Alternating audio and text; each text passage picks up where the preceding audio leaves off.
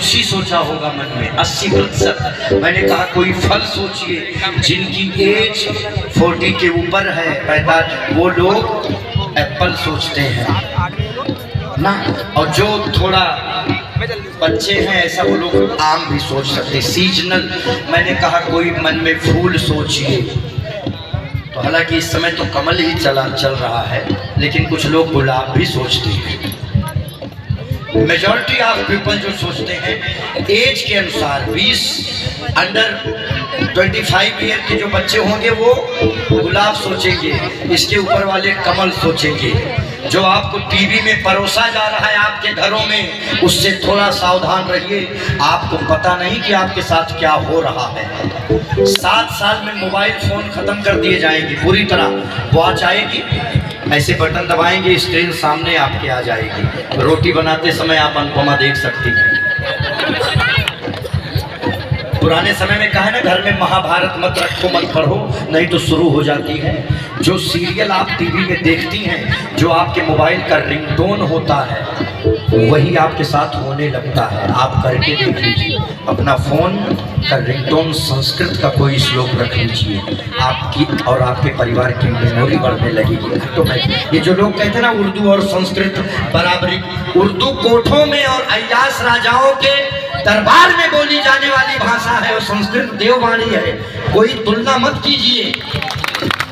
ये तुलना करने की जो श्रेणी है, इसको बदलना पड़ेगा हमको। आप घर में जो भी सीरियल देखती हैं, वैसा ही माहौल आपके घर में ऑटोमेटिक क्रिएट होने लगता है। यहाँ पे लॉ ऑफ अट्रैक्शन काम करता है हर जगह।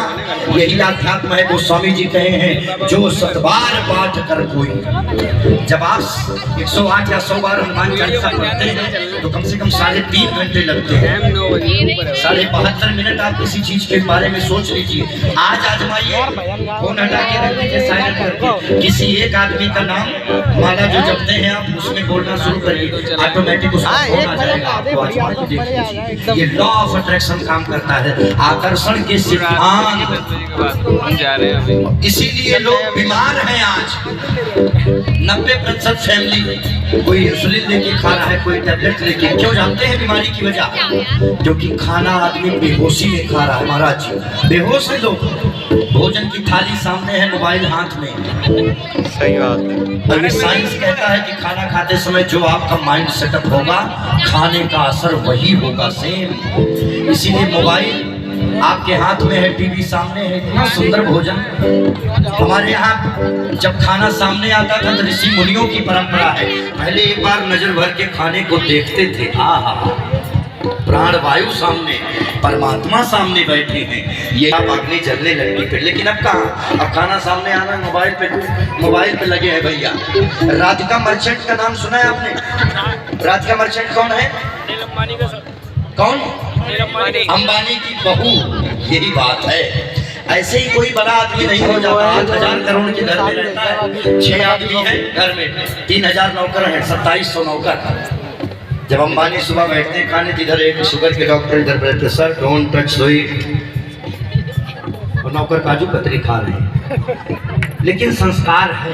राधिका मर्चेंट की जब शादी हुई तो उनसे कहा गया कि मैडम एक परफॉर्म करिए, आपकी शादी है। तो उन्होंने मधुराष्टकम पे नृत्य किया। आजकल शादियां होती ना आपके यहाँ, बुलेट पे जीजा लगाते हैं, डांस देखिए आप शादियों में। हिंदू धर्म में शादी, हिंदू धर्म को खतरा औरों से नहीं है, हम ही लोगों से है। मुसलमान शादी करेगा अपने पौराणिक स्थलों पे, ईसाई शादी करेंगे चर्च में, हिंदू मंदिर में नहीं शादी करेगा। मंदिर में शादी करेगा तो रिश्तेदारों को दारू कैसे पिलाएंगे हम, उसका भी तो प्रबंध करना है। जीजा फुफ्फा आएंगे ऐसे हिल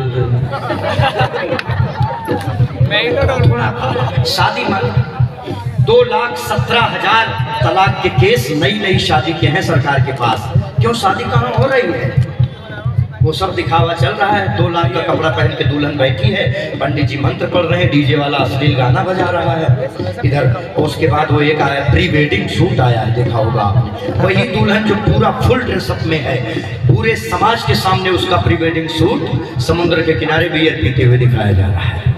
ये है मॉडल होने के चक्कर में हम लोग कितने अश्लील होते जा रहे हैं। हमारे साथ क्या किया जा रहा है ये हमें पता भी नहीं। जिस चीज में हम नंबर, और किसी चीज में नंबर 1 नहीं है, डंका मत पीटिएगा।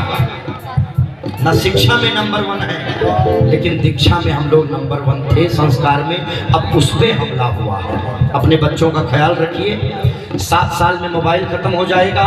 9 साल, मैक्सिमम 9 साल आने वाली पीढ़ियों को शादी करने के लिए कुंडली नहीं महाराज, मेडिकल सर्टिफिकेट लगेगा।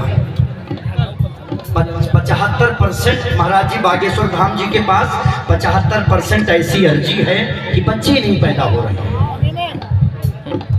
मॉडल होने के नाम पे हम लोग निकृष्ट होते जा रहे हैं, इसका ख्याल रखिए। और ये जो बड़े बड़े लोग इस देश का प्रधानमंत्री,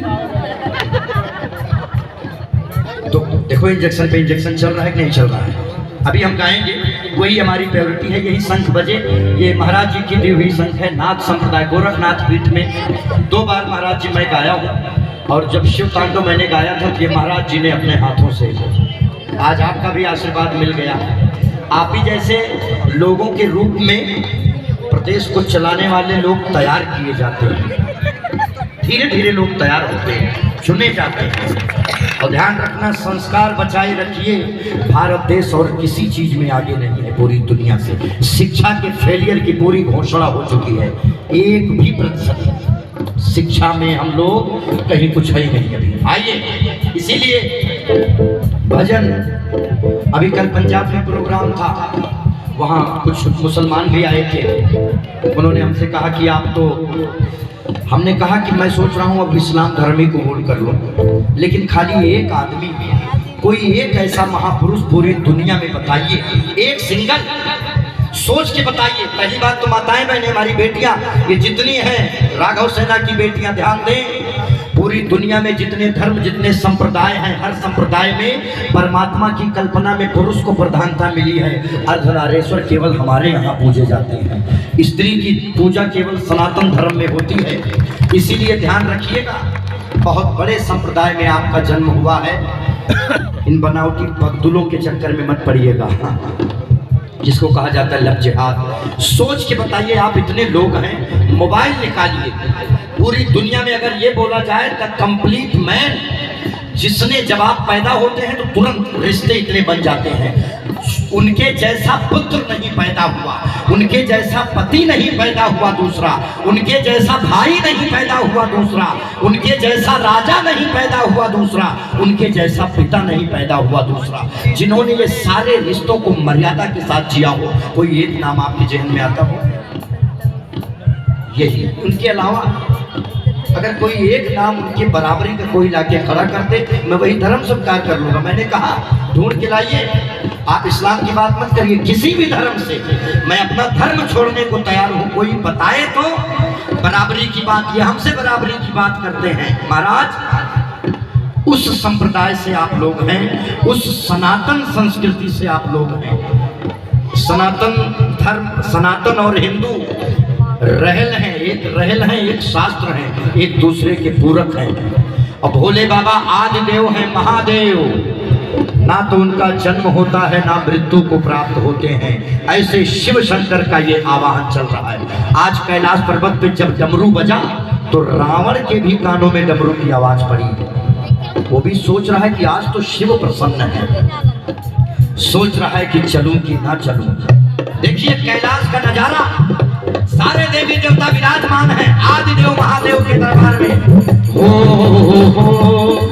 सुनते डमरू की आवाज ब्रह्मा चले, डमरू की आवाज ब्रह्मा चले, जहाँ ब्रह्मा चले विष्णु चले, माता लक्ष्मी का मन भी मगन हो गया, माता लक्ष्मी का मन भी मगन हो गया। ऐसा डमरू बजाया भोलेनाथ ने, ऐसा डमरू बजाया भोलेनाथ ने। भोले बाबा ने ऐसा बजाया डमरू, भोले बाबा ने ऐसा बजाया डमरू। पूरा कैलाश पर्वत मगन हो गया, पूरा कैलाश मगन हो गया। हर हर महादेव शंभो, काशी विश्वनाथ गंगे, हर हर महादेव शंभो।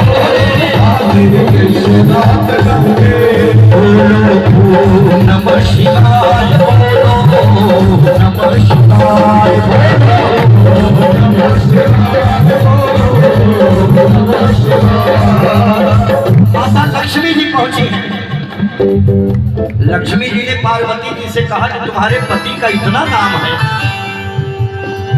इतना नाम है, एक घर नहीं आपके पास रहने के लिए। माता जी ने पहली बार भोले बाबा से डिमांड किया उन्होंने कि बाबा एक घर मुझे भी चाहिए।